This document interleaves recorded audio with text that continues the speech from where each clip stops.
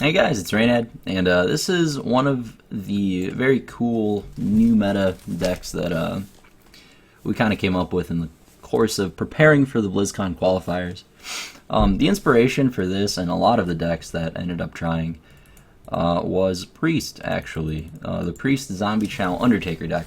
Every time I played it, I wondered why this class of all classes is playing all of these efficient early game cards. Yes, you get board control and all that, but I felt like the hero power didn't really synergize very much with what the rest of the deck was trying to do, and people were mostly playing Priest for Cabal Shadow Priest is what I felt like, which is not a bad reason to play a deck, but I figured why don't I take that core of neutral cards and apply it to other classes, the first of which I tried was Paladin.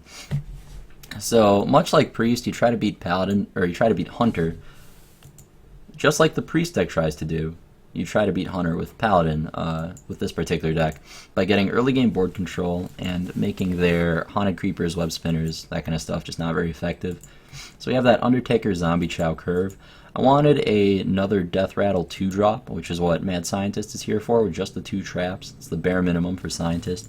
You never want to keep an Avenge in your opening hand in any matchup because you want your Mad Scientist to always be live. You want to get value out of him when he dies, and if you keep an Avenge, there's a good chance you draw the second one. That would be really awkward.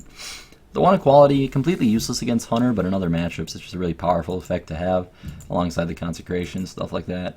But it's pretty much a curve of Death Rattle creatures, and one of the advantages of playing this over Priest in a metagame where you're trying to beat Hunter is that you get Aldor Peacekeeper, whereas Priest will kind of fold to a double high main draw most games because it has no answers to that card. This deck has Aldor Peacekeeper, which is more efficient than Shadow Word Deathing a Savannah High Main, in my opinion. 2 Harvest Golem to round out the curve, buff Undertaker, and curve into Defender of Argus with another sticky minion. True Silver Consecration, just great board control cards, and then of course Loatheb Sludge Belcher, just like every other deck because they are OP.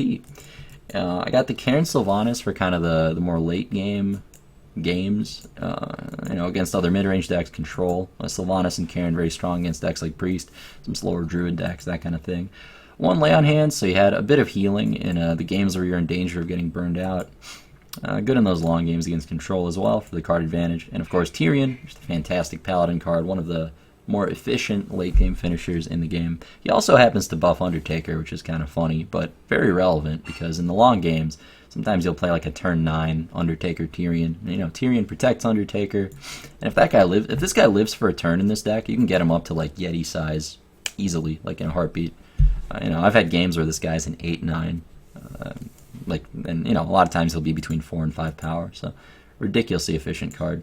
Anyway, that's the general idea of the deck. Board control, kind of mid-rangey. I'm not entirely sure how good it is on ladder. I haven't played it much. The current metagame might not be very friendly for it, but let's find out and get into some games.